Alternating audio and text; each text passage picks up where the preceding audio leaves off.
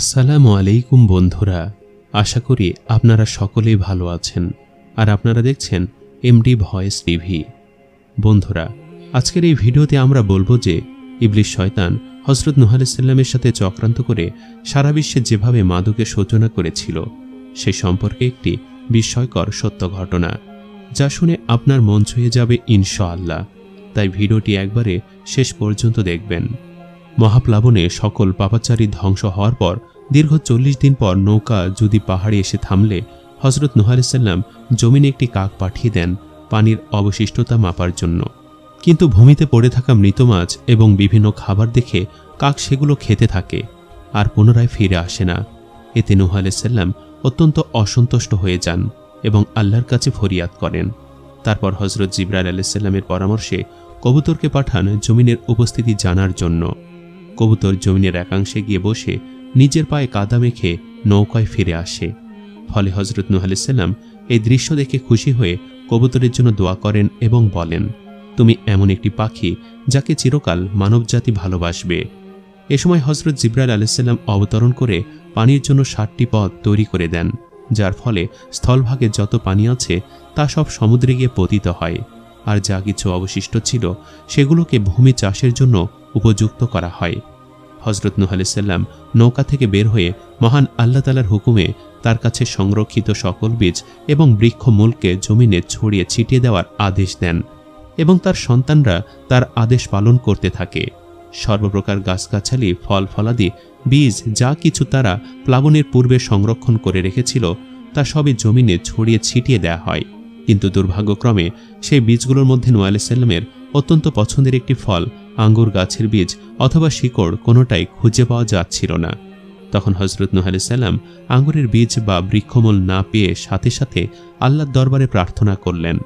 অতঃপর জিবরাইল আলাইহিস সালাম তাকে জানিয়ে দেন যে অভিশপ্ত শয়তান তার সংরক্ষণশালা থেকে আঙ্গুর গাছের বীজ তথা শিকড়টি চুরি করেছে।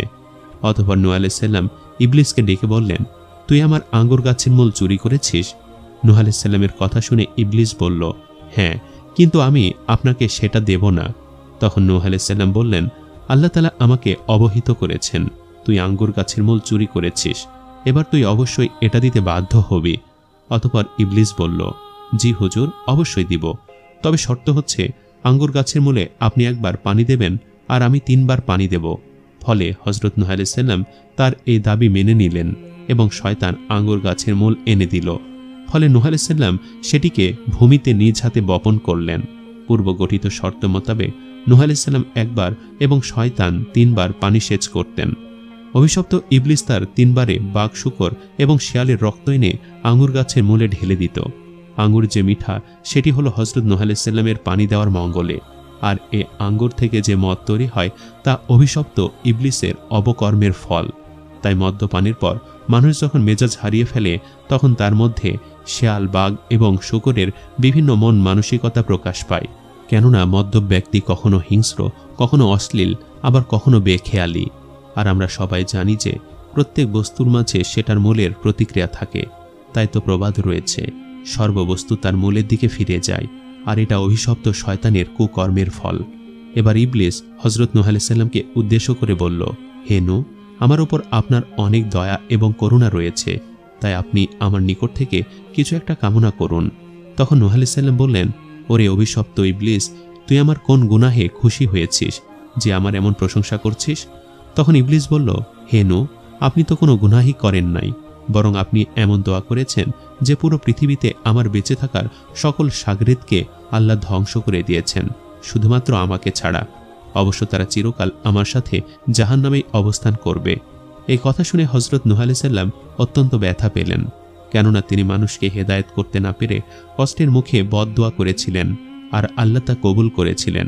আর তাই পুরো পৃথিবীতে সকল কাফের মুশরিক ধ্বংস হয়ে গেছে। এজন্য তিনি পরবর্তী 100 বছর ব্যথিত হৃদয়ে মহান আল্লাহর দরবারে কান্নাকাটি করতে থাকেন। এরপর একদা নূহ আলাইহিস সালাম ইবলিসকে জিজ্ঞেস করলেন, ইবলিস, আচ্ছা বলো তো, বনি আদম জাহান্নামে কোন কোন কারণে নিক্ষিপ্ত হবে? তখন ইবলিস বলল, হুজুর, 4টি বিষয়: হিংসা, লোভ, অহংকার এবং কার্পণ্য। নূহ আলাইহিস সালাম ইবলিসের কাছে এসে এর ব্যাখ্যা চাইলেন। ইবলিস বলল, আমি 70,000 বছর পর্যন্ত পরাক্রমশালী সম্মানিত আল্লাহকে সেজদা করেছি আর তার ইবাদত করেছি, কিন্তু মহান আল্লাহ তাআলা যখন আদম আলাইহিস সালামকে সৃষ্টি করলেন তখন তাকে সিজদা করতে অস্বীকৃতি করায় আমি লানত এবং অভিশাপের ভাগীদার হয়েছি। এরপর মহান আল্লাহ তাআলা আমাকে জিজ্ঞাসা করলেন, তুই আদমকে কেন সিজদা করলি না? এবার আমি অহংকার করে বসলাম এবং বললাম, আমি আদম থেকে শ্রেষ্ঠ, কেননা আপনি আদমকে মাটি থেকে আর আমাকে আগুন থেকে সৃষ্টি করেছেন।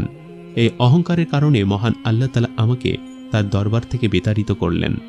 তৃতীয়ত, আদমের ভেতরে আমি গন্ধম ভক্ষণের লোভ যখন সৃষ্টি করলাম, অতঃপর সেও যখন তার নিজের ভেতরে লোভকে সংবরণ করতে পারল না এবং গন্ধম খেয়েই ফেলল, তারপর থেকে সে জান্নাত থেকে বহিষ্কৃত হয়ে গেছে। আর বনি আদমের জাহান্নামে নিক্ষিপ্ত হবার চতুর্থ কারণ হচ্ছে কার্পণ্য। মহান আল্লাহ তাআলা কৃপণদের জন্য জান্নাত হারাম করে দিয়েছেন, অর্থাৎ কৃপণরা কখনো জান্নাতে যাবে না। ইবলিস শয়তান হযরত নূহ আলাইহিস সালামকে এসব শুনে প্রস্থান করল। অতঃপর মহান আল্লাহ তাআলার নির্দেশ আসলো যে, হে নূহ, নৌকার তক্তা সমূহ দ্বারা তুমি একটি মসজিদ নির্মাণ করো। এই নির্দেশ পেয়ে হযরত নূহ আলাইহিস সালাম যদি পাহাড়ের উপর একটি মসজিদ নির্মাণ করেন, সেখানে এই মসজিদকে কেন্দ্র করে সামানিন নামের একটি জাতি বা জনবসতি গড়ে উঠল।